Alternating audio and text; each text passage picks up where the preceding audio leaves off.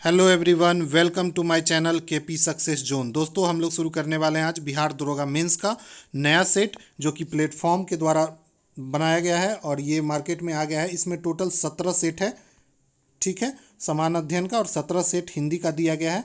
तो चलिए हम लोग इसका जो पहला नंबर सेट है उसका आज हम लोग डिस्कशन करते हैं। और इससे पहले जो लोग भी चैनल को सब्सक्राइब नहीं किए हैं वो लोग चैनल को ज़रूर सब्सक्राइब कर दें। इसमें 17 सेट है जो कि जिसका डिस्कशन डेली बेसिस पे एक एक सेट का डिस्कशन किया जाएगा फुल एक्सप्लेनेशन के साथ। तो चलिए आज के सेट को शुरू करते हैं। और आप लोग भी ज़्यादा से ज़्यादा संख्या में चैनल को सब्सक्राइब करें और वीडियो को लाइक करें, और आप लोग इसको खुद से भी ट्राई करें और जितना नंबर आए उसको ज़रूर कमेंट करें कि आप लोगों का कितना नंबर आ रहा है इस सेट में। तो चलिए शुरू करते हैं आज के सेट को, ठीक है।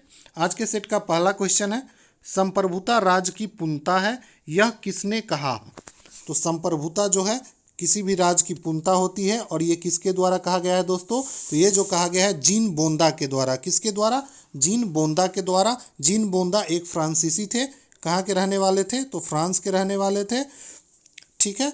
और इन्होंने ही सर्वप्रथम संप्रभुता शब्द का प्रयोग किया था। तो सर्वप्रथम पूछे कि संप्रभुता तत्व का प्रयोग कौन किया था,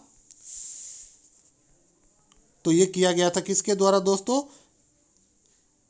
सर्वप्रथम संप्रभुता शब्द का प्रयोग किया गया था जॉन बोंदा के द्वारा, ठीक है। किसी भी राज्य के लिए 4 अनिवार्य तत्व होते हैं। कोई भी राज्य होता है तो उसके लिए 4 अनिवार्य तत्व होते हैं। कौन कौन से होते हैं? पहला होता है दोस्तों उस राज्य क्षेत्र का भूभाग, ठीक है। वहीं बात करें दूसरा, तो दूसरा होता है दोस्तों जनसंख्या, किसी भी राज्य का जो जनसंख्या। और तीसरा होता है सरकार, और चौथा होता है संप्रभुता, ठीक है। तो आप लोग इसको भी याद रखेंगे। किसी भी राज्य के लिए 4 अनिवार्य तत्व क्या क्या होते हैं? तो भूभाग, जनसंख्या, सरकार और संप्रभुता, ठीक है। अगला क्वेश्चन पे चलते हैं। अगला क्वेश्चन है, पंचायत समिति के प्रधान का चुनाव कौन करते हैं। तो पंचायत समिति का जो प्रधान होता है उसका चुनाव कौन करता है। तो दोस्तों अभी अभी पंचायत चुनाव हुआ है बिहार में, तो आप लोग देखे होंगे पंचायत समिति के जो प्रधान होते हैं, जिसको हम लोग प्रखंड प्रमुख बोलते हैं। क्या बोलते हैं इसको? अब आप लोग आंसर इजीली बता देंगे। इसको बोलते हैं प्रखंड प्रमुख, ठीक है। तो इसका जो चुनाव किया जाता है दोस्तों वो किया जाता है पंचायत समिति के सदस्य के द्वारा। पंचायत समिति के सदस्य किसका चुनाव करते हैं? पंचायत समिति के प्रधान या प्रखंड प्रमुख बोले उसको किया जाता है, ठीक है। और किस आर्टिकल के तहत करते हैं? तो दोस्तों ये आर्टिकल है 243 बी के तहत। आर्टिकल 243 में ही क्या दिया है दोस्तों? त्रिस्तरीय पंचायत की व्यवस्था की गई है, ठीक है। त्रिस्तरीय पंचायत व्यवस्था, ठीक है। अगला क्वेश्चन पे चलते हैं। अगला क्वेश्चन है, निम्न में से किसका संबंध केंद्र राज्य संबंध से है। तो दोस्तों किसका संबंध केंद्र राज्य संबंध से है? तो ये हो जाएगा दोस्तों राजमन्नार समिति रिपोर्ट। राजमन्नार समिति रिपोर्ट जो था केंद्र और राज्य के बीच संबंध से संबंधित है। ये कब आया था दोस्तों? राजमन्नार समिति का रिपोर्ट ये जो आया था दोस्तों 1969 में आया था, ठीक है, आया था। और ये तमिलनाडु सरकार के द्वारा लाया गया था, ठीक है, तमिलनाडु में आया था। और 1971 में इसका रिपोर्ट सौंपा गया था। इसका रिपोर्ट कब सौंपा गया था? तो इसका रिपोर्ट 1971 में सौंपा गया था, ठीक है। वहीं पे दोस्तों ये भी याद रखने वाली है Paul aptly report. Paul aptly report जो है दोस्तों ये भारत में लोक प्रशासन की भूमिका को बताता है। इस रिपोर्ट में क्या बताया गया था? तो भारत में लोक प्रशासन की भूमिका, ठीक है। तो इसको भी याद रखेंगे आप लोग, भारत में लोक प्रशासन की भूमिका। अगला क्वेश्चन पे चलते हैं। अगला क्वेश्चन है, संघीय सरकार का सबसे महत्वपूर्ण लक्षण क्या है। तो संघीय सरकार का जो सबसे महत्वपूर्ण लक्षण होता है वो क्या होता है दोस्तों? तो वो होता है संघ एवं राज्य सरकार के बीच शक्तियों का विभाजन, ठीक है। संघ और राज्य सरकार के बीच शक्तियों का विभाजन, ठीक है। पहला क्या दिया है देखिए ऑप्शन, संसद की सर्वोच्चता। संसद की सर्वोच्चता नहीं होता है संघीय सरकार में, जो होता है संविधान की सर्वोच्चता। अगर यहाँ पे संविधान की सर्वोच्चता रहता तो ये ऑप्शन सही होता, ठीक है। अगला है न्यायपालिका की सर्वोच्चता, ये भी नहीं होगा, ठीक है। एक हरी नागरिकता नहीं होता है दोस्तों। हमारे यहाँ क्या है? गैर संघीय लक्षण है। ये क्या है? एक हरी नागरिकता जो है वो क्या है? हमारे यहाँ एक हरी नागरिकता, एकल नागरिकता तो है, लेकिन ये जो है दोस्तों ये गैर संघीय लक्षण है। कैसा लक्षण है? तो गैर संघीय लक्षण है। तो ठीक है, इसको भी देखेंगे। अगला क्वेश्चन है, कल्याणकारी राज मूलतः संश्लेषण है। तो कल्याणकारी राज जो है मूलतः क्या संश्लेषण है? तो इसका हो जाएगा दोस्तों उदारवाद का और समाजवाद का। किसका संश्लेषण है? समाजवाद का और उदारवाद का। कल्याणकारी राज का जो अवधारणा है दोस्तों वो ब्रिटेन के संविधान से लिया गया है। ठीक है, और ब्रिटेन से लिया गया है, लेकिन ये ब्रिटेन के संविधान से नहीं लिया गया है। ये ब्रिटेन का एक रिपोर्ट था उस समय, बेवरिज रिपोर्ट, उससे लिया गया है। किससे लिया गया है? तो बेवरिज रिपोर्ट से लिया गया है। ठीक है, तो इसको आप लोग ध्यान रखेंगे किस रिपोर्ट से लिया गया है। तो ब्रिटेन के बेवरिज रिपोर्ट से कल्याणकारी राज की अवधारणा को लिया गया है। ठीक है, और ये क्या संश्लेषण करता है? तो उदारवाद और समाजवाद का संश्लेषण करता है। अगला क्वेश्चन है, संसद में भारतीय राष्ट्रपति पर महाभियोग एक क्या है? तो संसद में भारतीय राष्ट्रपति पे महाभियोग क्या है? तो दोस्तों ये है एक अर्ध न्यायिक प्रक्रिया है। क्या है? ये एक अर्ध न्यायिक प्रक्रिया है। संसद में भारतीय राष्ट्रपति पर जो महाभियोग है वो एक अर्ध न्यायिक प्रक्रिया है। ठीक है, और किस आर्टिकल के तहत लगाया जाता है दोस्तों महाभियोग राष्ट्रपति पे? तो लगाया जाता है दोस्तों आर्टिकल 61 के तहत। किसके तहत? आर्टिकल 61 के तहत। ठीक है, अगला क्वेश्चन है, केंद्र और राज्य के बीच शक्तियों के वितरण के लिए भारत का संविधान 3 सूचियों को प्रस्तुत करता है। निम्नलिखित अनुच्छेदों में से कौन 2 अनुच्छेद शक्तियों के वितरण को विनियमित करता है? तो इसका जो आंसर हो जाएगा दोस्तों अनुच्छेद 245 और अनुच्छेद 246। ठीक है, और ये किस भाग में है दोस्तों? अनुच्छेद 245 और 46 जो है दोस्तों ये भाग 11 में है। भाग 11 में क्या है? भाग 11 में केंद्र राज्य संबंध है। ठीक है, और केंद्र राज्य संबंध जो है दोस्तों 245 से लेके 263 तक जो जितने भी आर्टिकल है ये किससे संबंधित है? तो केंद्र राज्य के संबंध से। ठीक है, अगला क्वेश्चन है, किस देश के बारे में यह कहा गया है कि यहाँ कोई संविधान नहीं है?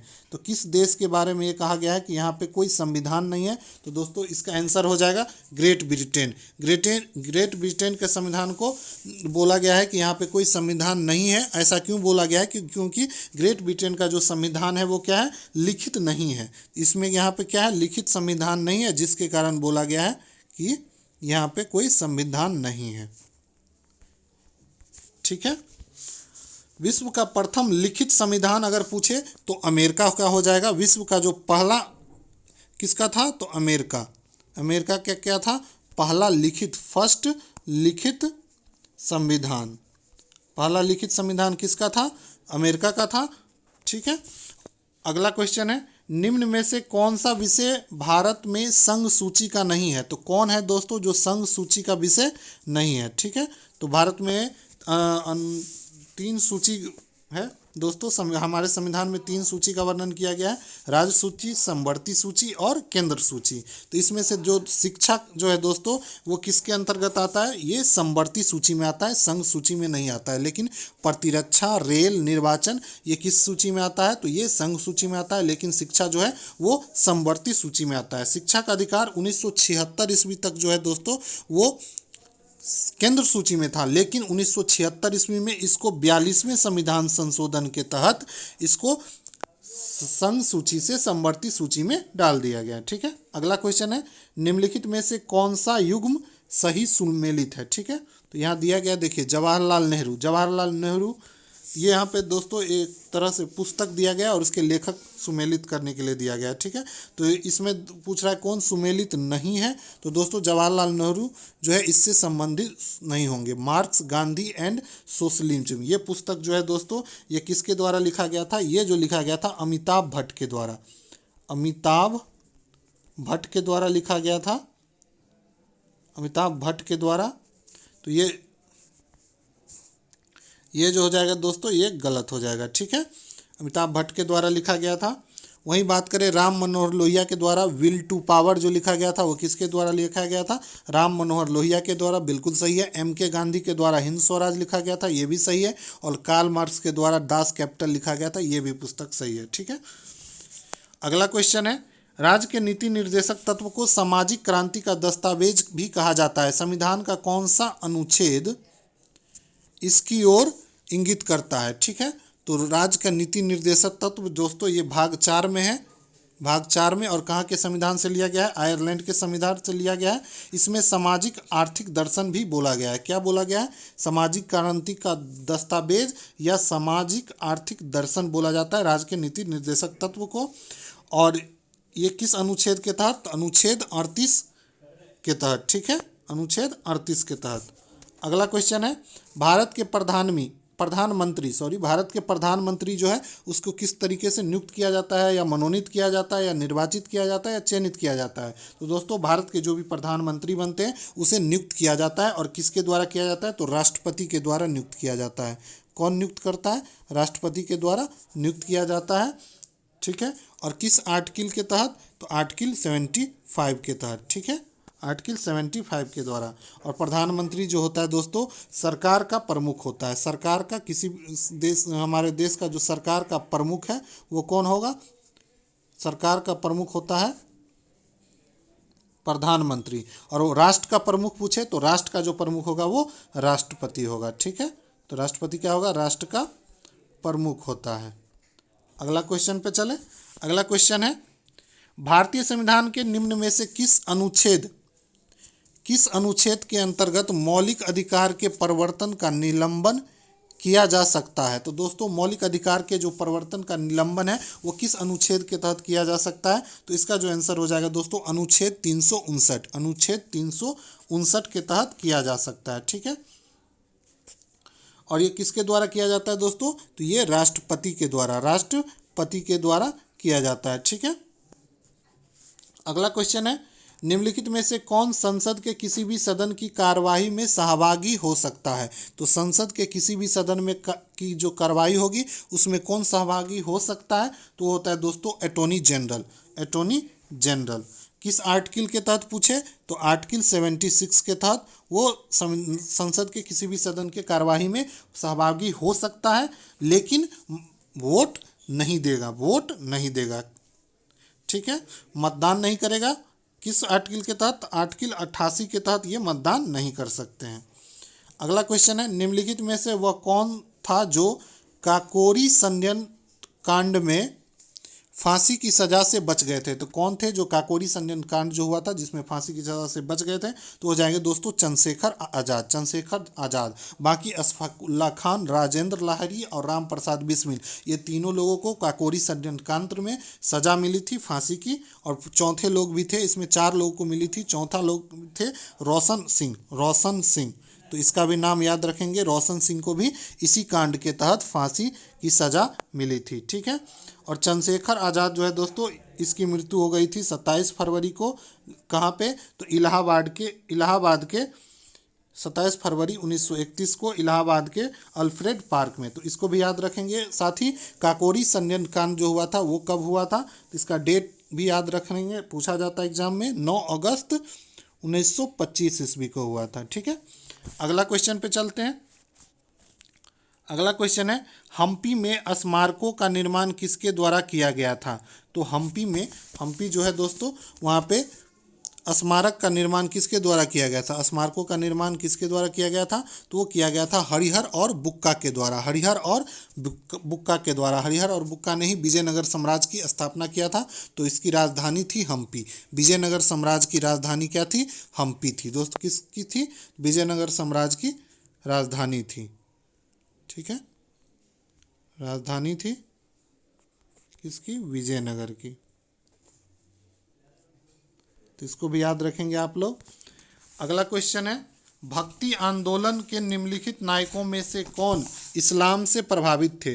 पूछ रहा है कि भक्ति आंदोलन के निम्न नायकों में से कौन थे जो कि इस्लाम से प्रभावित थे? तो इसका आंसर हो जाएगा दोस्तों नामदेव जो थे वो भक्ति आंदोलन में महाराष्ट्र के थे। ये महाराष्ट्र, ठीक है, महाराष्ट्र के थे और ये इस्लाम से प्रभावित थे। अगला क्वेश्चन है, निम्न में से कौन सा उग्र राष्ट्रवाद के उल्लेखनीय नेता में से नहीं थे? तो कौन थे जो उग्र राष्ट्रवाद के उल्लेखनीय नेता में से नहीं थे, तो हो जाएंगे दोस्तों गोपाल कृष्ण गोखले। गोपाल कृष्ण गोखले जो कि उग्र राष्ट्रवाद के नेता में से नहीं थे। गोपाल कृष्ण गोखले जो कि गांधी जी के गुरु भी थे। किसके गुरु थे? गांधी जी के गुरु थे। ठीक है। और पूछे अगर गोपाल कृष्ण गोखले का गुरु कौन था, तो एमजी रनाडे। एमजी रनाडे जो था वो गोपाल कृष्ण गोखले का गुरु था। ठीक है, तो इसको भी याद रखेंगे आप लोग। अगला क्वेश्चन है, सांख्य दर्शन प्रतिपादन किया गया था। सांख्य दर्शन जो था उसका प्रतिपादन किसके द्वारा किया गया था? तो वो किया गया था दोस्तों कपिल मुनि के द्वारा। कपिल के द्वारा। वहीं पूछे अगर न्याय दर्शन, तो न्याय दर्शन हो जाएगा दोस्तों गौतम के द्वारा। ठीक है, न्याय दर्शन गौतम के द्वारा। और जैमिनी के द्वारा ये भी पूछा जाता है दोस्तों, जैमिनी के द्वारा पूर्व मीमांस दर्शन का प्रतिपादन किया गया था। जैमिनी के द्वारा किसका प्रतिपादन किया गया था?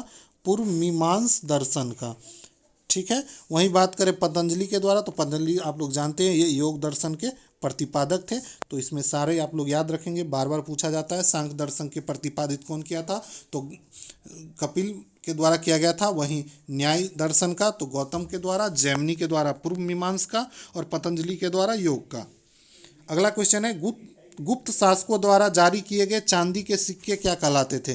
तो गुप्त शासकों के द्वारा जो चांदी के सिक्के जारी किए गए थे उसको क्या कहा जाता था? तो उसको कहा जाता था दोस्तों रूपक। क्या बोला जाता था? रूपक। ठीक है। और वहीं गुप्त शासक के द्वारा जो चांदी के सोने के सिक्के जारी किए गए थे उसको बोला जाता था क्या? तो उसको बोला जाता था दिनार। दिनार क्या था? स्वर्ण सिक्का था। और किसके द्वारा जारी किया गया था? तो गुप्तों के द्वारा। ठीक है। वहीं पन जो था, पन भी चांदी का सिक्का था, इसको भी याद रखेंगे। और ये मौर्य काल में जारी किया गया था। और किस काल का था दोस्तों? मौर्य काल का। अगला क्वेश्चन है, वह इतावली यात्री जिसने विजयनगर साम्राज्य का अत्यंत प्रशंसनात्मक विस्तृत वर्णन किया है वो कौन है? तो वो हो जाएगा दोस्तों निकोलो कॉन्टी। निकोलो कॉन्टी जो कि इटली का रहने वाला था। और किसके दरबार में आया था दोस्तों? तो ये आया था देवराय प्रथम के दरबार में। किसके दरबार में आया था? देवराय प्रथम के दरबार में। तो इसको भी याद रखेंगे आप लोग। अगला क्वेश्चन है, वहीं देख लीजिए, इसको भी याद रखेंगे, बारबोसा। बारबोसा जो आया था दोस्तों, और डोमिंगो पाइस, ये दोनों आया था कृष्णदेव राय के दरबार में। बारबोसा और डोमिंगो पाइस ये दोनों कृष्णदेव राय के दरबार में आया था। ठीक है। अगला क्वेश्चन है, निम्नलिखित में से कौन सा युग्म सही सुमेलित है? तो पूछ रहा है कौन सही सुमेलित है। पहला दिया हुआ है गुरु अमरदास। गुरु अमरदास, मीरी और पीरी। ठीक है, तो ये गलत है दोस्तों। मीरी और पीरी जो था वो किसका है? ये हरगोविंद के द्वारा शुरू किया गया था।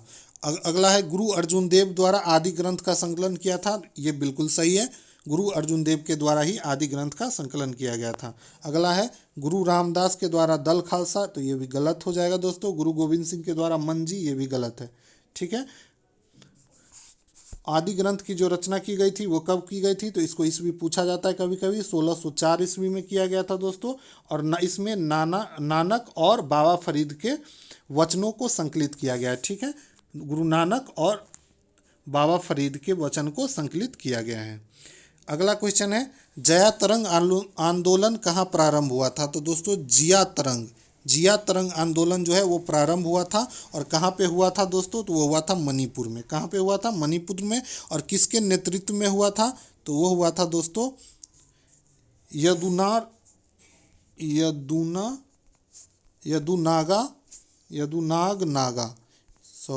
यदुनाग नागा के नेतृत्व में हुआ था। ठीक है, तो इसको भी आप लोग ध्यान रखेंगे।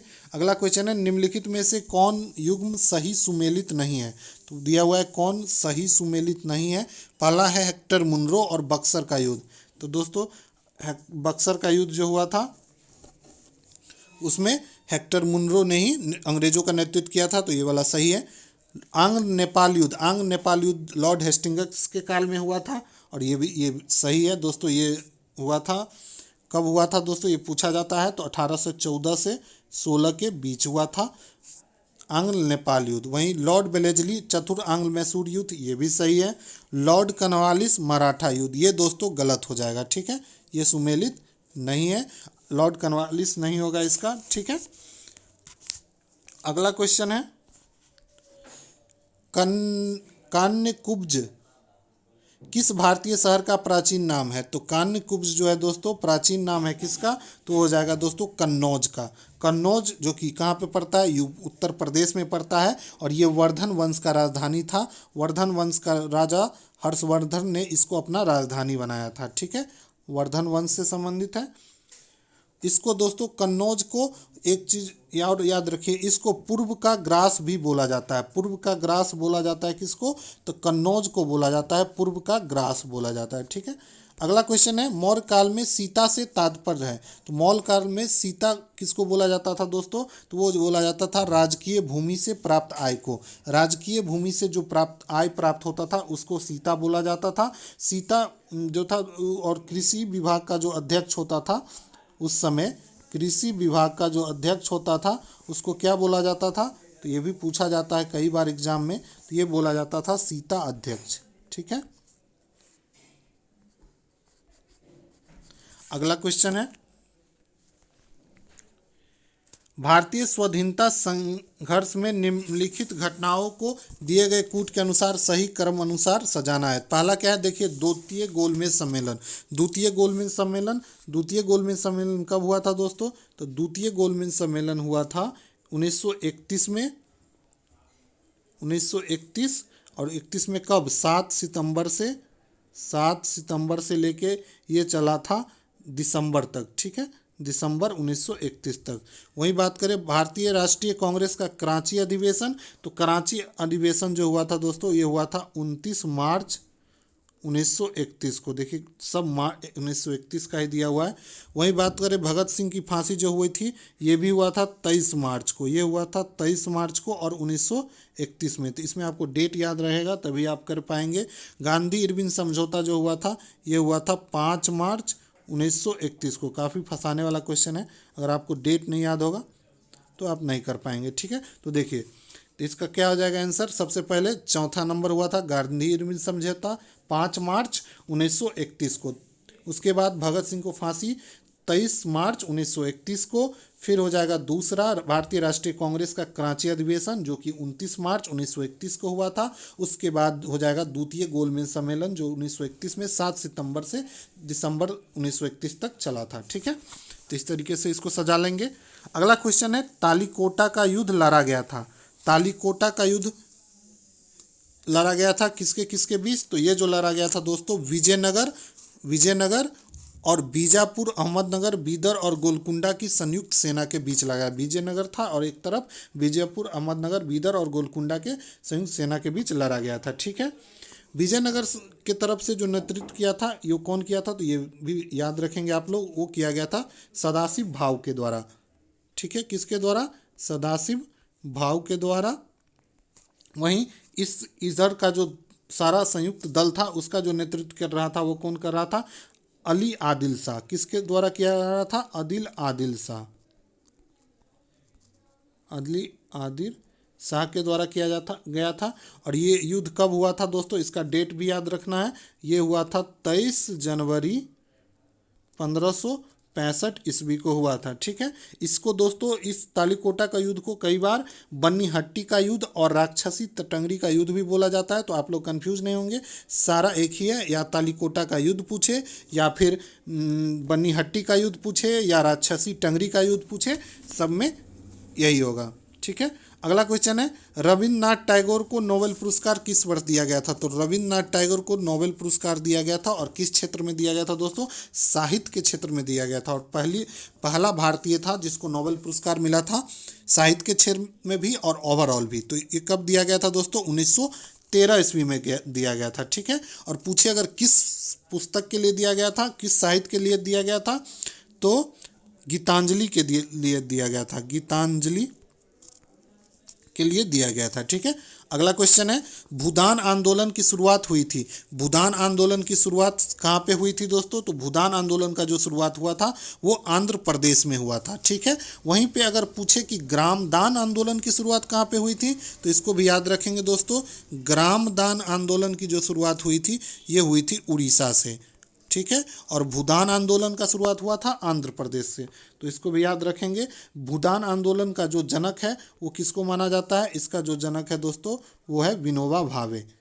विनोबा भावे।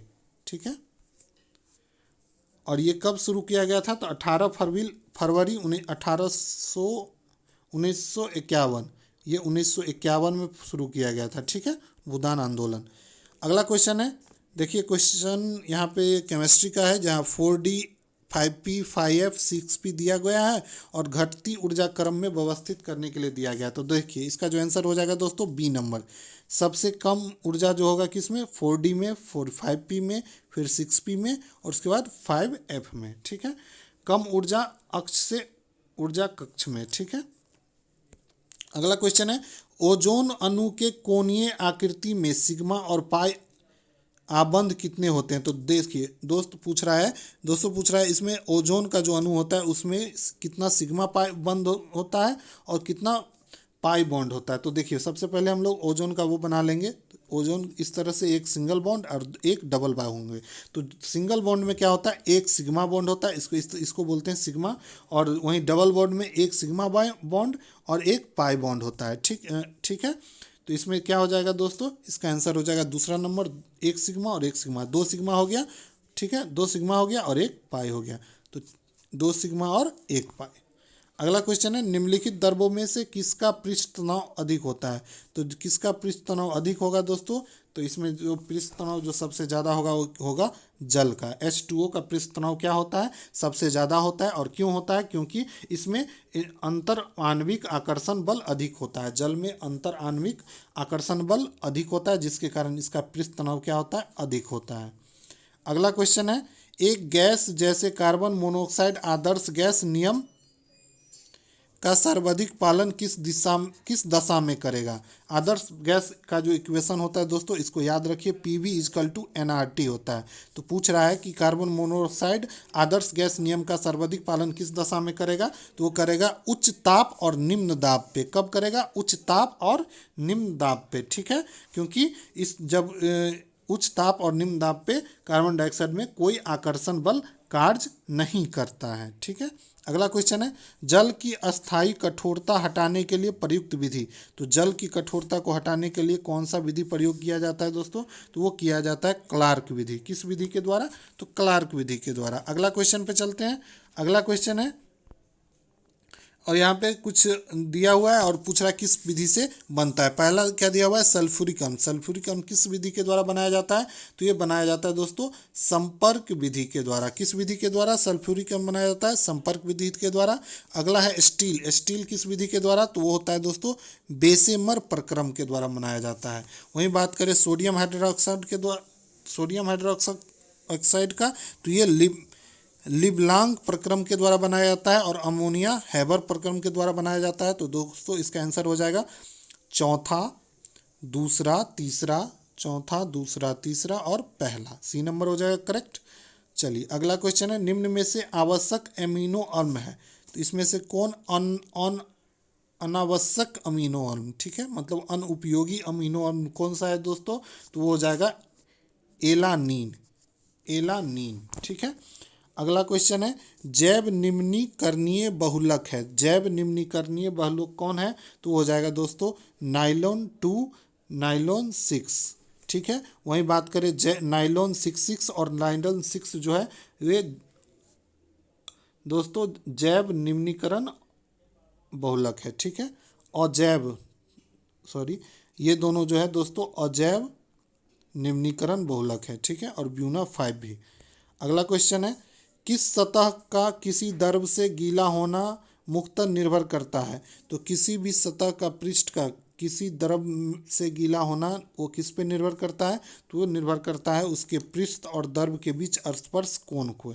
क्या किस पे निर्भर करता है? उसके पृष्ठ और द्रव के बीच कितना कोण बनता है, कितना एंगल बनता है, उस पर निर्भर करता है। अगला क्वेश्चन है, एक चालक को कुछ आवेश दिया जाता है तो उसका विभव क्या होगा? तो उसका विभव संपूर्ण चालक पर समान होगा। ठीक है, अगर किसी चालक को कोई आवेश दिया जाएगा तो उसका जो विभव मतलब वोल्टेज होगा वो जो होगा संपूर्ण चालक पे क्या होगा? एक समान होगा। अगला क्वेश्चन है, निम्न में से कौन सा एक परिपथ सुरक्षा युक्ति के रूप में कार्य करता है? तो सुरक्षा युक्ति के रूप में किसका काम करते हैं हम लोग? तो फ्यूज का काम करते हैं। फ्यूज किसका बना होता है? फ्यूज जो बना होता है सीसा प्लस टीन का बना होता है। ठीक है, तो ये भी याद रखेंगे, फ्यूज बनता है किसका? सीसा प्लस टीन का बना होता है।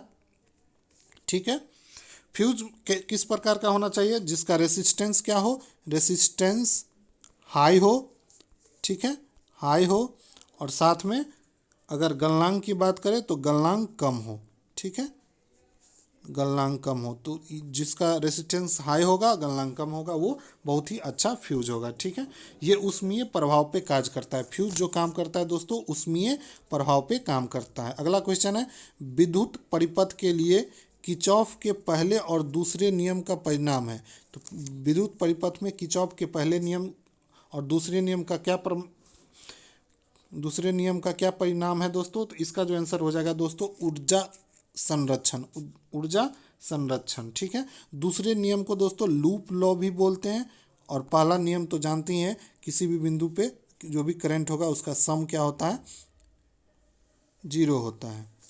अगला क्वेश्चन है, एक आवेशित कण चुंबकीय क्षेत्र की दिशा के लंबवत दिशा में गति कर रहा है। तो कोई आवेशित कण है जो कि चुंबकीय क्षेत्र की दिशा के लंबवत दिशा में गति कर रहा है, तो क्या होगा? तो दोस्तों वो उसमें क्या होगा कि कण की चाल अपरिवर्तित रहेगी, कण के चाल में कोई परिवर्तन नहीं होगा। ठीक है, अगला क्वेश्चन पे चलते हैं। अगला क्वेश्चन है, एक विद्युत चुंबकीय तरंग के विद्युत और चुंबकीय क्षेत्र। ठीक है, एक विद्युत चुंबकीय तरंग के विद्युत चुंबकीय क्षेत्र, इसका जो आंसर हो जाएगा, एक ही कला में परस्पर लंब दिशाओं में होते हैं। कैसे होते हैं? एक ही कला में परस्पर लंब दिशाओं में होते हैं। अगला क्वेश्चन है, इंद्रधनुष के संबंध में गलत उत्तर चुनिए। ठीक है, तो इंद्रधनुष के संबंध में गलत उत्तर कौन है? तो इसका जो आंसर हो जाएगा दोस्तों, कोई प्रेक्षक इंद्रधनुष तब देख सकता है जब सूर्य उसके सामने होता है। तो बिल्कुल गलत है। इसमें देखिए, इंद्रधनुष सूर्य के प्रकाश के विक्षेपण, अपवर्तन और परावर्तन का संयुक्त प्रभाव है। तो बिल्कुल सही है। जब किसी जल की बूंद में प्रकाश की किरणें 2 बार आंतरिक परावर्तन करती है तो कोई द्वितीय इंद्रधनुष बनता है। ठीक है, किस तरीके से बनता है? द्वितीय इंद्रधनुष में वर्णों का क्रम उत्क्रमित हो जाता है। तो ये भी सही है। तो इसका गलत आंसर कौन हो जाएगा दोस्तों? D number. अगला क्वेश्चन है, कौन सी घटना प्रकाश की कणीय प्रकृति को दर्शाता है? तो प्रकाश के कणीय प्रकृति को कौन दर्शाता है? तो वो दर्शाता है दोस्तों प्रकाश वैद्युत प्रभाव। प्रकाश विद्युत प्रभाव। ठीक है, और ये किसके द्वारा दिया गया था? न्यूटन के द्वारा दिया गया था, प्रकाश विद्युत प्रभाव। ठीक है, और आइंस्टीन ने इसको सिद्ध किया था। तो पूछे दिया किसके द्वारा गया था? तो न्यूटन के द्वारा। न्यूटन क्या दिया? इस सिद्धांत को दिया था, लेकिन इसको सिद्ध कौन किया था? इसको सिद्ध किया था आइंस्टीन ने। ठीक है, इसके कारण आइंस्टीन को नोबेल पुरस्कार भी मिला था वैद्युत प्रभाव के लिए। अगला क्वेश्चन है, 1 मेगा इलेक्ट्रॉन वोल्ट ऊर्जा वाले एक फोटोन का संवेग kg मीटर पर सेकेंड में कितना होगा? तो इसका जो आंसर हो जाएगा दोस्तों, 5 × 10⁻⁻22। ठीक है, अगला क्वेश्चन है, साउथ ब्लॉटिंग द्वारा की जाती है। तो साउथ ब्लॉटिंग के द्वारा क्या किया जाता है? साउथ ब्लॉटिंग के द्वारा डीएनए खंड की पहचान हेतु डीएनए और आरएनए प्रोब द्वारा किया जाता है। ठीक है, अगला क्वेश्चन देख लीजिए। पिछला क्वेश्चन का जो था, इसमें आंसर किस तरीके से आएगा? तो इसके लिए P = क्या दिया हुआ है? 1 MeV बत्ते में प्रकाश का चाल अगर करेंगे 3/8, तो आपको यहाँ पे ये हो जाएगा 10⁶ इंटू 1.6 इंटू 10⁻⁻19, और बत्ते में 3 × 10⁸ करेंगे। इसको कैलकुलेशन कीजिएगा तो इतना आंसर आ जाएगा। ठीक है, अगला क्वेश्चन है, विडाल परीक्षण किसकी पुष्टि के लिए किया जाता है? तो विडाल परीक्षण जो किया जाता है दोस्तों, वो किया जाता है टाइफाइड के पुष्टि के लिए। ठीक है, टाइफाइड जो होता है वो दोस्तों प्रदूषित जल के कारण होता है। ठीक है, अगला क्वेश्चन है, न्यूक्लियोसाइड में क्या होता है? तो न्यूक्लियोसाइड में होता है दोस्तों शुगर और एक नाइट्रोजन युक्त बेस होता है। शुगर प्लस बेस होता है। क्या होता है? शुगर प्लस बेस होता है। ठीक है, अगला क्वेश्चन है, अग्रपुंज पाए जाते हैं। तो पुंज किस में पाए जाते हैं? तो ये पाए जाते हैं दोस्तों शुक्राणु में। किस में पाए जाते हैं? शुक्राणु में। और इसका जो निर्माण होता है वो गोल्जी बॉडी के द्वारा होता है। किसके द्वारा होता है? गोल्जी बॉडी के द्वारा ही इसका निर्माण होता है। शुक्राणु कोशिका के अग्रभाग है। शुक्राणु जो है दोस्तों वो कोशिका के अग्रभाग है। ये क्या है? किसी भी कोशिका का अग्रभाग है। सॉरी, शुक्राणु कोशिका का जो अग्रभाग होता है उसको अग्रपुंज बोलते हैं। ठीक है, अग्रपुंज जो होता है वो शुक्राणु कोशिका का अग्रभाग होता है। ठीक है, अगला क्वेश्चन पे चलते हैं। अगला क्वेश्चन है जुकाम होता है तो जुकाम किसके कारण होता है? तो जुकाम जो होता है दोस्तों वो राइनो विषाणु के कारण होता है। राइनो विषाणु से क्या होता है? जुकाम हो जाता है। अगला क्वेश्चन है मुर्रा सुरती और मेहसाना किसकी प्रजाति है? मुर्रा सुरती और मेहसाना जो है दोस्तों वो किसकी प्रजाति है? तो वो भैंस की प्रजाति है। ठीक है, केंद्रीय भैंस अनुसंधान संस्थान, इसको भी याद रखेंगे आप लोग कि केंद्रीय भैंस अनुसंधान संस्थान जो है दोस्तों वो कहाँ पे है? तो ये जो है दोस्तों हरियाणा के हिसार में है। कहाँ पे है? हरियाणा के हिसार में है। ठीक है, और पशु गणना जो शुरुआत किया गया था सबसे पहले, ये भी क्वेश्चन पूछा जाता है, पशु गणना कब स्टार्ट हुआ था? तो 1919 ईस्वी में सबसे पहले पशु गणना स्टार्ट हुआ था भारत में। और ये प्रत्येक 5 वर्ष के बाद उसके बाद पशु गणना किया जाता है। ठीक है, जिस तरीके से भारतीय नागरिकों की जनसंख्या होती है और उसकी गणना किया जाता है, उसी तरह भी पशुओं की भी जनसंख्या होती है और उसकी भी गणना की जाती है 5 वर्ष के बाद। ठीक है, और इसकी शुरुआत 1919 में हुई थी।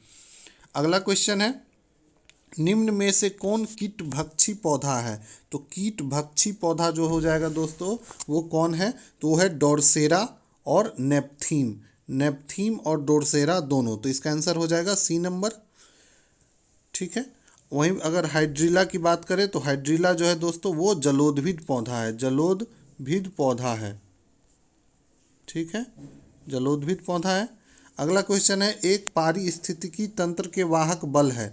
एक पारिस्थितिकी तंत्र के जो वाहक बल है वो कौन होंगे? तो वो होंगे दोस्तों सूर्य की ऊर्जा। कौन होगा? सूर्य की ऊर्जा। ठीक है, और इसमें ऊर्जा का जो प्रवाह होता है एक दिशा में होता है। किसी भी पारिस्थितिकी तंत्र में अगर पूछे ऊर्जा का प्रवाह जो होता है वो कितने दिशा में होता है? तो ऊर्जा का प्रवाह जो होता है एक दिशा में होता है। ठीक है, अगला क्वेश्चन है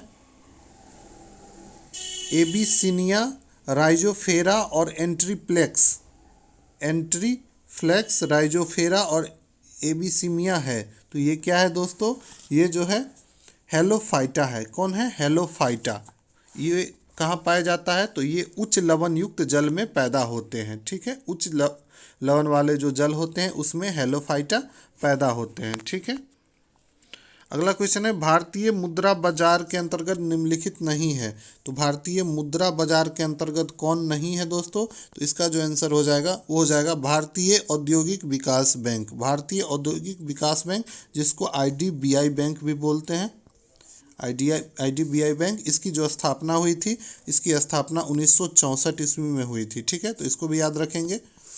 अगला क्वेश्चन है अधिमांग की आय लोच अधिक हो तो क्या होगा? तो अगर मांग की आय लोच अधिक होगा तो क्या हो जाएगा दोस्तों? तो हो जाएगा कर की दरों को बढ़ा देना चाहिए। अगर मांग की आय लोच अधिक हो तो कर के दरों को क्या करना चाहिए? बढ़ा देना चाहिए। अगला क्वेश्चन है हरित सकल राष्ट्रीय आय है। हरित सकल राष्ट्रीय आय जो है दोस्तों वो क्या होगा? तो वो हो जाता है जिसमें पर्यावरण क्षरण का लेखा भी किया गया है। ठीक है, तो इसमें क्या किया जाता है? पर्यावरण क्षरण का लेखा किया जाता है। ठीक है, इसीलिए ग्रीन जीएनपी बोला जाता है इसको।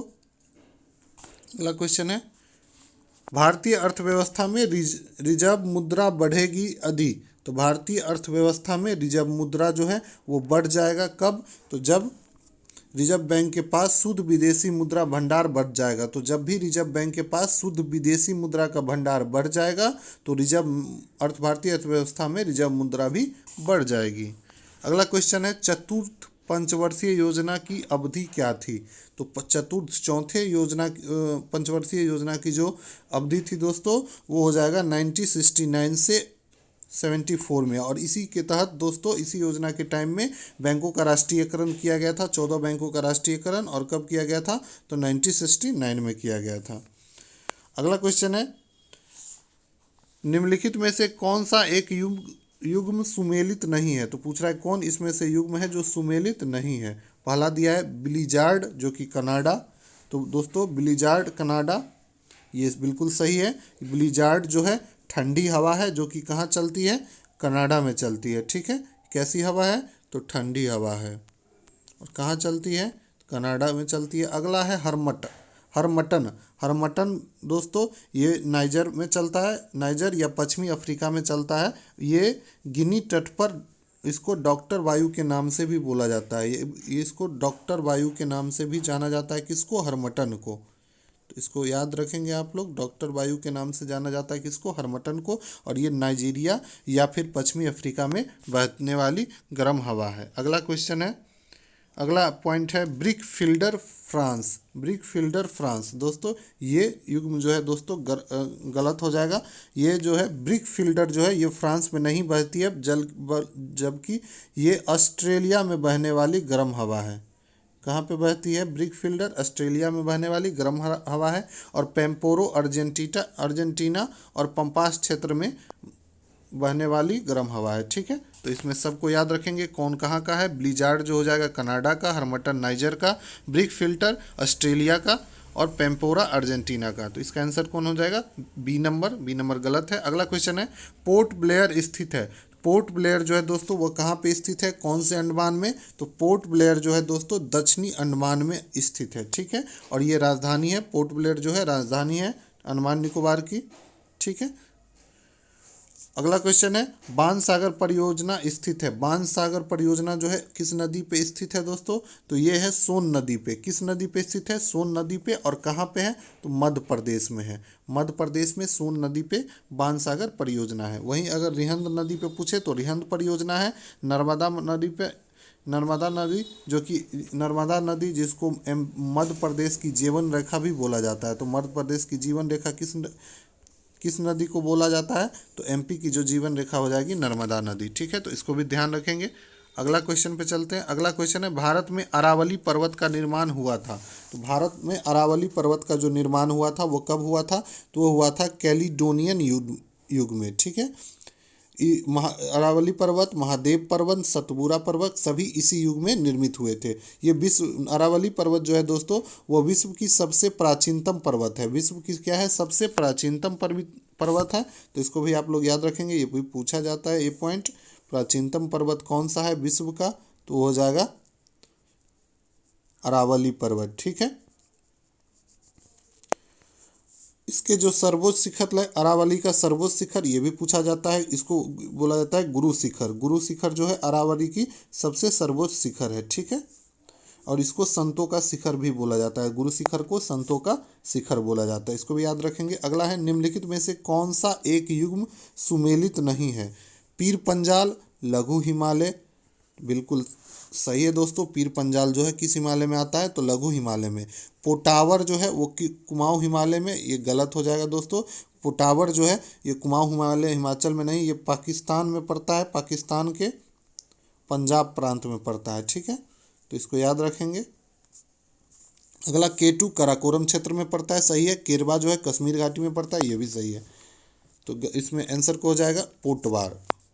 अगला क्वेश्चन है, निम्नलिखित में से किसने पर्यावरण की तुलना यातायात पुलिस से की थी? तो पर्यावरण की तुलना यातायात पुलिस से किसने किया था दोस्तों? तो वो किया था टेलर के द्वारा। टेलर ने पर्यावरण की तुलना यातायात पुलिस से किया था। अगला क्वेश्चन है, निम्नलिखित में से कौन सा एक समुद्री बंदरगाह नहीं है? तो कौन एक समुद्री बंदरगाह नहीं है दोस्तों? तो हो जाएगा, इसका आंसर हो जाएगा ओखला। ओखला जो है औद्योगिक क्षेत्र है, इंडस्ट्रियल एरिया, और ये पड़ता है कहाँ पे? यूपी में पड़ता है। ठीक है, दिल्ली के पास है। बाकी त्रिचूर, किवलोन और नागरकोइल ये सभी क्या है? तो बंदरगाह है। नागरकोइल जो पड़ता है ये तमिलनाडु में पड़ता है, और किवलोन और त्रिचूर जो पड़ता है दोस्तों ये केरला में पड़ता है। कहाँ पड़ता है? केरला में पड़ता है। तो इसको याद रखेंगे। अगला क्वेश्चन है, निम्नलिखित में से कौन सा एक राज्य मदई, मंदोवी एवं महादाई नदियों से संबंधित नहीं है? तो दोस्तों राज्य जो मदई, मंदोवी और महादाई नदियों से संबंधित नहीं होगा दोस्तों, वो हो जाएगा केरल। बाकी ये सब नदी गोवा, कर्नाटक और महाराष्ट्र तीनों जगह बहती है। अगला क्वेश्चन है, निम्नलिखित प्रकार के मेघों में कौन से आकाश में उच्चतम स्तर में दिखाई पड़ते हैं? तो पूछ रहा है निम्न प्रकार के मेघ में कौन आकाश में उच्चतर स्तर पर दिखाई पड़ते हैं? तो इसका आंसर हो जाएगा दोस्तों पछाब या कपासी। ठीक है। अगला क्वेश्चन है, विश्व में चावल का बृहत्तम निर्यातक कौन है? तो चावल का जो सबसे ज़्यादा निर्यात करता है विश्व में, वो करता है दोस्तों थाईलैंड। थाईलैंड के द्वारा सबसे ज़्यादा चावल का निर्यात किया जाता है। लेकिन अगर उत्पादन में पूछे तो सबसे ज़्यादा उत्पादन जो करता है वो चीन करता है। चावल का सबसे ज़्यादा उत्पादन चीन करता है और दूसरे नंबर पर सबसे ज़्यादा करता है भारत। ठीक है। और अगर पूछे कि बिहार में सबसे ज़्यादा चावल का उत्पादन किस जिला में होता है, तो इसको याद रखेंगे, बिहार में जो होता है रोहतास जिला में। कहाँ पे होता है? रोहतास डिस्ट्रिक्ट में सबसे ज़्यादा चावल का उत्पादन होता है। ठीक है। छत्तीसगढ़ और छत्तीसगढ़ को दोस्तों भारत का विश्व का धान का कटोरा हो जाएगा थाईलैंड, और छत्तीसगढ़ को भारत का धान का कटोरा बोला जाता है। तो इसको भी याद रखेंगे, धान का कटोरा भारत में छत्तीसगढ़, विश्व में थाईलैंड, और बिहार में पूछे सबसे ज़्यादा चावल कहाँ पे होता है, तो रोहतास डिस्ट्रिक्ट में होता है। ठीक है। चावल का सबसे ज़्यादा उत्पादन कौन करेगा, तो चीन करेगा, और दूसरे नंबर पर भारत है। तो ये सारा चीज़ पॉइंट आप लोग इसको याद रखेंगे। अगला है, निम्न में से कौन सा उद्योग विकास उद्योग कहा जाता है? कौन से उद्योग को विकास उद्योग कहा जाता है? तो दोस्तों रसायन उद्योग को विकास उद्योग कहा जाता है। अगला क्वेश्चन है, एशियाई टुंड्रा के निवासी समूह को क्या कहते हैं? तो एशियाई टुंड्रा के निवासी के समूह को जो कहा जाता है दोस्तों, वो क्या कहा जाता है? तो वो कहा जाता है सेमयार्ड। क्या बोला जाता है? सेमयार्ड बोला जाता है, सेमयार्ड। ठीक है। अगला क्वेश्चन है, नदियाँ जो विंध्याचल श्रेणी के दक्षिण में बहती है तथा अरब सागर में गिरती है, वे कौन है? तो कौन सी नदियाँ हैं जो विंध्याचल श्रेणी के दक्षिण में बहती है और अरब सागर में जाके गिरती है? तो ये नदी हो जाएगा दोस्तों, कौन हो जाएगा? नर्मदा और तापी। नर्मदा और तापी जो है दक्षिण में बहती है और अरब सागर में जाके गिर जाती है। ठीक है। एक और नदी याद रखिए, माही, ये भी अरब सागर में ही गिरती है। अगला क्वेश्चन है, डोलड्रम निम्न अक्षांश रेखा के मध्य स्थित है।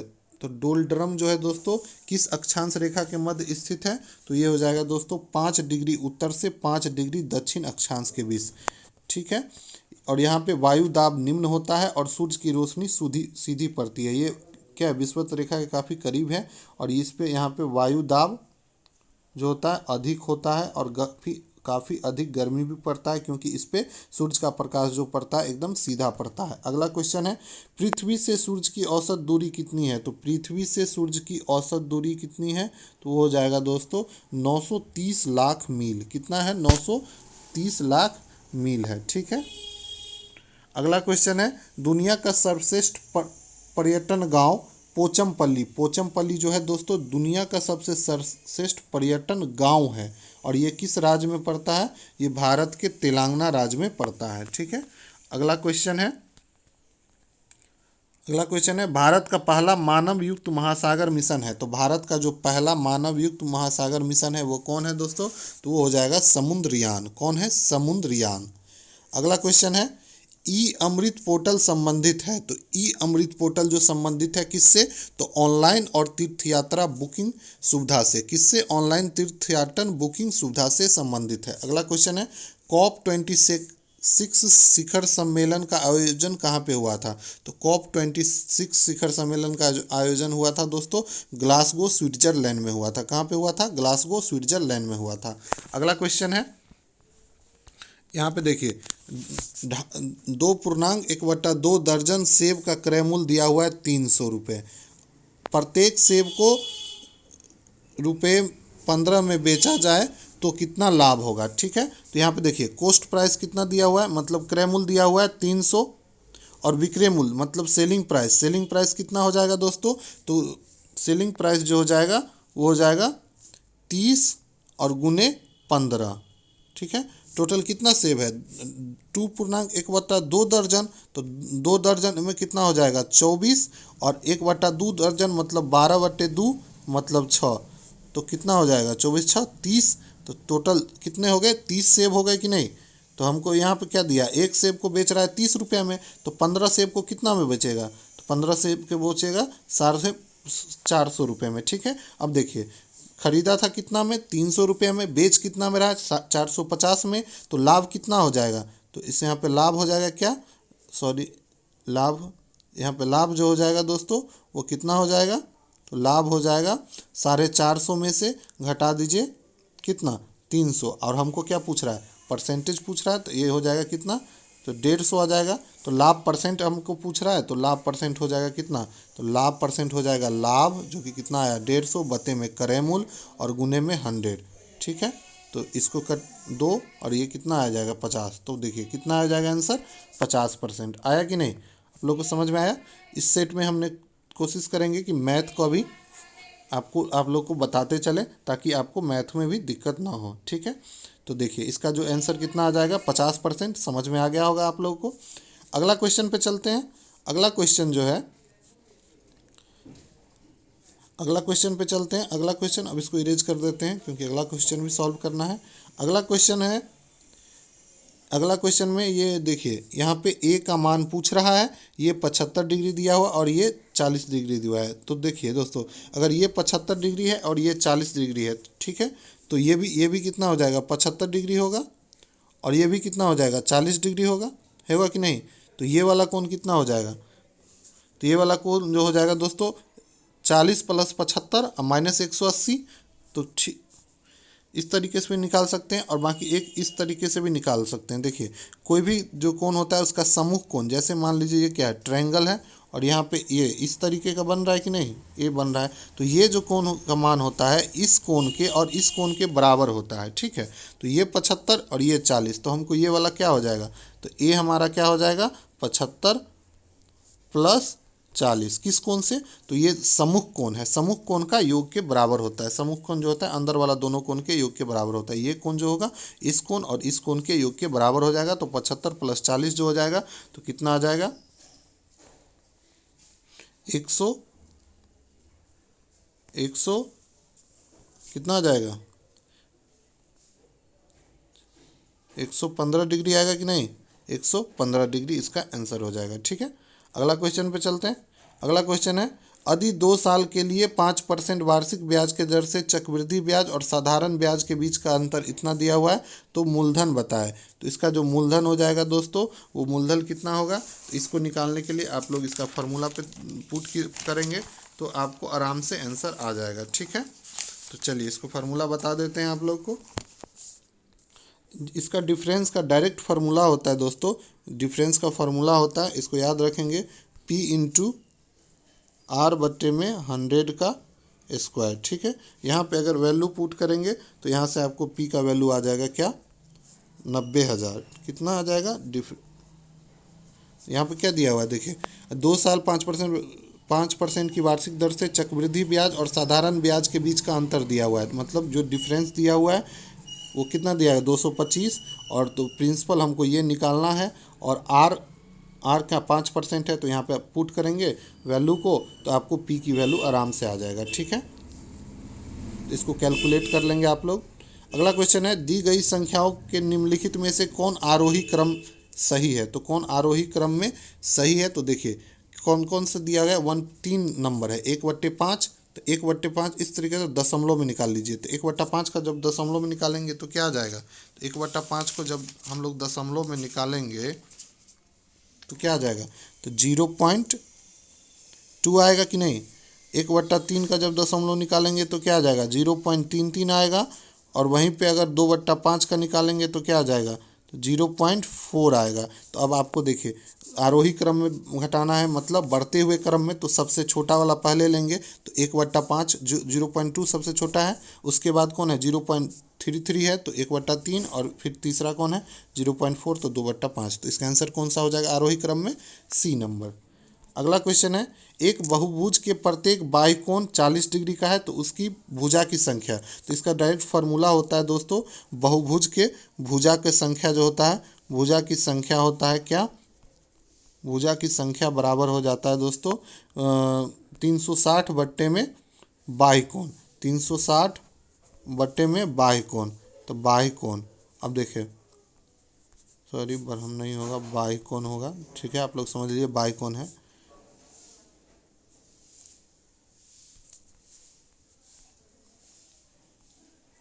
बाह्य कोण, तो देखिए 360 बट्टे में बाह्य कोण, तो यहाँ तो 360 डिग्री और बाह्य कोण कितना दिया हुआ है, 40 दिया हुआ है, तो कट जाएगा कितना 9। तो कितना हो जाएगा आंसर इसका, भुजा की संख्या कितनी हो जाएगा बहुभुज का, तो 9 हो जाएगा। ठीक है, समझ में आ रहा है आपको। अगला क्वेश्चन पे चलते हैं। अगला क्वेश्चन है 86 नंबर। चलिए इसको इरेज कर लेते हैं, आप लोग देख लीजिए। अगला क्वेश्चन है कि 9 सेंटीमीटर लंबाई और 6 सेंटीमीटर चौड़ाई वाले एक आयत के विकर्ण की लंबाई ज्ञात कीजिए। तो आयत का जो विकर्ण होता है, आयत का विकर्ण कितना होता है, तो आयत का जो विकर्ण होता है दोस्तों, आयत का विकर्ण होता है वो होता है √L² प्लस B²। ठीक है, तो यहाँ पे आप लोग जब भी इसका फार्मूला पुट करेंगे, L क्या दिया हुआ है 9, तो 9 का स्क्वायर, और B कितना दिया हुआ है 6, तो 6 का स्क्वायर। तो आपका आंसर कितना आ जाएगा दोस्तों, वो आ जाएगा 3√13। कितना आ जाएगा 3√13 सेंटीमीटर। ठीक है, अगला क्वेश्चन है, दो संख्याओं का गुणनफल इतना दिया हुआ है और लॉसो इतना है तो मौसो निकालना है। तो इसका फार्मूला होता है दोस्तों लॉसो गुने मासो इजकल टू पहली संख्या इंटू दूसरी संख्या। तो देखिए दो संख्या का गुणनफल क्या दिया हुआ है, पहली संख्या और दूसरी संख्या का गुणनफल, और इसके बराबर क्या होता है लॉसो गुने मौसो। तो लॉसो हमको क्या दिया हुआ है 56, मौसो हमको पता नहीं है तो मौसो हमको निकालना है। तो मौसो क्या आ जाएगा 3192 बट्टे में 56। इसको जब आप लोग कट करेंगे तो आपको मौसा निकल के आ जाएगा, और वो कितना आ जाएगा दोस्तों, वो आ जाएगा 57। ठीक है, तो इसको आप लोग करेंगे। अगला क्वेश्चन है, एक सिक्के को एक बार उछाला जाता है तो चित आने की संभावना कितना होता है। तो देखिए जब भी सिक्का को उछालेंगे तो कितना आएगा, या तो चित आएगा या पट आएगा। तो दो संभावना है, तो क्या हो जाएगा 1/2 आ जाएगा। ठीक है, अगला क्वेश्चन है, किस संख्या का 32% किस संख्या का 32% जो होगा दोस्तों 25.6 होगा। तो मान लीजिए संख्या x है तो इसका 32% बोल रहा है कितना, तो बस 32%, तो 32/100 और किसके बराबर है 25.6 के। इसको जब कैलकुलेट करेंगे तो आपको आंसर आ जाएगा, और इसका जो आंसर आएगा वो कितना आ जाएगा, वो आ जाएगा 80। ठीक है, अगला क्वेश्चन है, एक व्यक्ति के पास 385 रुपये 5 के और 10 के, एक व्यक्ति के पास 385 रुपया है जिसमें 5 के, 10 के और 20 रुपये के नोटों की समान संख्या है, मतलब तीनों सेम नंबर में है। तो मान लीजिए अगर 5 रुपये के कितने एक्स, 5 रुपये का 5 रुपये का है एक्स गो, 10 रुपये का है कितना 20 रुपये का है, 10 रुपये का है एक्स गो और 20 रुपये का भी है एक्स। तो टोटल कितना हो जाएगा दोस्तों, 5 रुपये का है एक्स, तो 5 इतना हो जाएगा, इसको गुना कर दीजिए और इसको कितना आ जाएगा 385। इसको जब कैलकुलेट करेंगे तो आपको आ जाएगा x बराबर आ जाएगा, यहाँ 35 को जोड़ेंगे तो 35x बराबर आ जाता है 385, तो x हो जाएगा 11। तो अब हमको पूछ रहा है कि नोटों की संख्या समान है, तो नोटों की कुल संख्या पूछ रहा है। तो नोटों की कुल संख्या कितना हो जाएगा, तो 11 गो हो जाएगा 5 रुपये का, 11 गो हो जाएगा 10 रुपये का, 11 गो हो जाएगा 20 रुपये का, तो 11 तिया 33। तो इसका आंसर हो जाएगा 33। जल्दी में 11 नहीं मारना है। अगला क्वेश्चन देखते हैं। अगला क्वेश्चन है, मोनिका अपने स्थान से पैदल जाने और वहां से वापस आने में उसी स्थान पर आने में 9 घंटा 15 मिनट का समय लेती है, तो उसे पैदल आने जाने में 11 घंटा 12 मिनट लेती है। तो उस वाहन में, तो इसमें इस तरीके से निकालिएगा, पैदल प्लस पैदल, जाती भी है पैदल और आती भी है पैदल, तो कितना टाइम लगता है, तो 9 घंटा 15 मिनट लगता है। ठीक है, 15 मिनट लगता है। और फिर अगला बार क्या है, पैदल आने में सॉरी ये देखिए पैदल दूसरा वाला, ये मोनिका एक स्थान से पैदल जाने और वाहन से वापस आने, मतलब पैदल प्लस और वाहन से जाती है तो कितना लगता है 9 घंटा 15 मिनट, तो 9 घंटा 15 मिनट, ठीक है। और वहीं पैदल पैदल जाती है, दोनों तरफ पैदल जाती है, पैदल आती है तो 11 घंटे 12 मिनट, 12 मिनट, ठीक है। तो यहाँ से आपको देखिए 2p का वैल्यू आ जाएगा, तो यहाँ 2p का वैल्यू इतना आ जाएगा, तो p का वैल्यू निकाल लेंगे और यहाँ जो मिनट है इसको घंटा में बदल लेंगे, तो इस तरीके से p का वैल्यू आ जाएगा। फिर इसमें p का वैल्यू पुट करेंगे तो यहाँ इसमें v, यहाँ से v का वैल्यू आ जाएगा। तो इस तरीके से जो आंसर आएगा वो आ जाएगा 7 घंटा 18 मिनट, ठीक है। वीडियो काफ़ी लंबा हो जाएगा दोस्तों, मैथ पूरा एक वीडियो में कराना मुश्किल है। सभी परिमेय संख्या डैश होती है, सभी परिमेय संख्या क्या होती है दोस्तों, वो होती है वास्तविक संख्या होती है। तो अगला क्वेश्चन है 2.56 के पावर 12 है का सही व्यंजन निकालना है। तो इसका जो आंसर हो जाएगा दोस्तों 2.56/99, ठीक है। अगला क्वेश्चन है रोशन की घड़ी में प्रदर्शित समय के अनुसार 6:30 बजे है, अभी मतलब 6:30 बजे हैं, ठीक है। तो 6:30 बजेगा तो किस मिनट का सुई यहाँ पे होगा और घंटा का सुई को इस तरीके से होगा, 6 और 7 के बीच में होगा कि नहीं होगा, ठीक है। तो पूछ रहा है कि 24 घंटे बाद मिनट सुई की दिशा अभी मतलब कि इधर है, दक्षिण की दिशा में है, सुई किधर की है, दक्षिण की दिशा पे है। और पूछ रहा है कि 24 घंटे बाद जो सुई की दिशा होगी किस दिशा में। तो 24 घंटे के बाद भी दोस्तों जो टाइम सेम होगा, 6:30 ही होगा, तो सुई भी सेम ही दिशा में होगी और दक्षिण दिशा में ही होगी।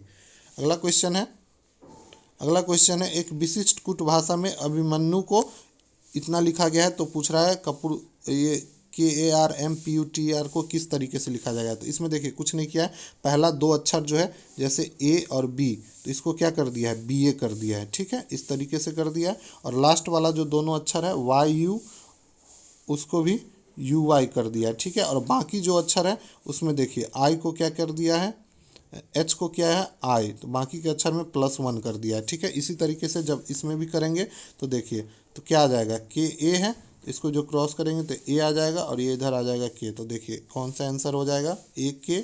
और सब लास्ट वाला को भी कर दीजिए, तो लास्ट वाला में क्या आ जाएगा AR, तो AK और AR, देखिए AK और AR ऑप्शन आराम से आप कट कर सकते हैं। तो इसका आंसर हो जाएगा पहला नंबर, ठीक है। अगला क्वेश्चन है राधा अभिनव के पुत्र की बहन है, ठीक है।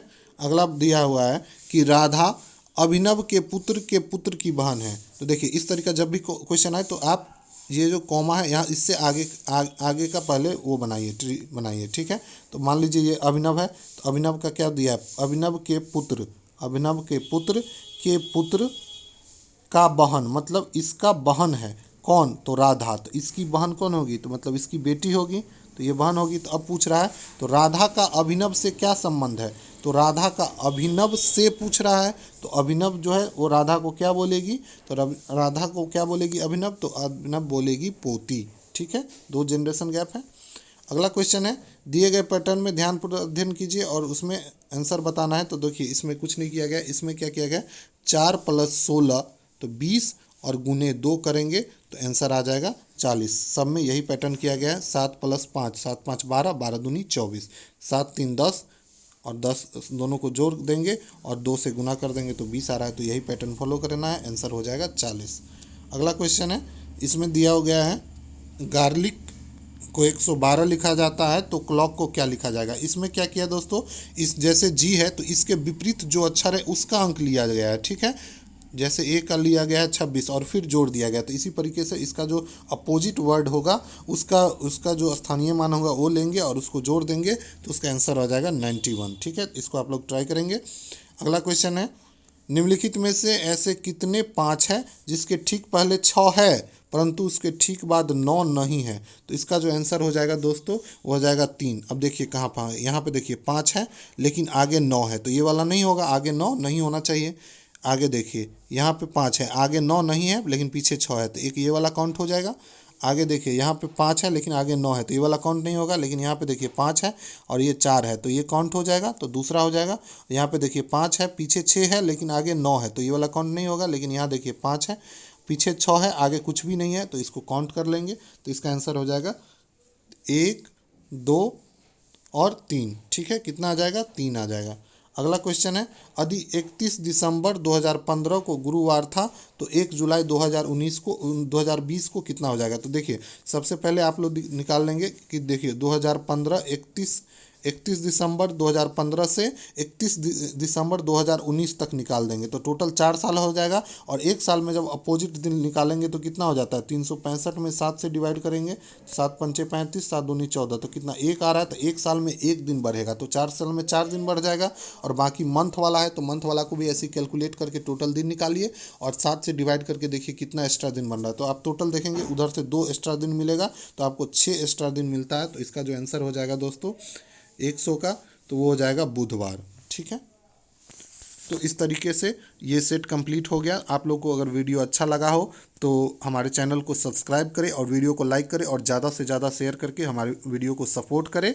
ठीक है, और अगले वीडियो में मिलते हैं कल फिर अगला सेट के डिस्कशन के साथ। तो आप लोग चैनल को ज़रूर सब्सक्राइब कर लें, कल फिर अगला सेट को फुल डिस्कशन किया जाएगा इस तरीके से। ठीक है, थैंक यू।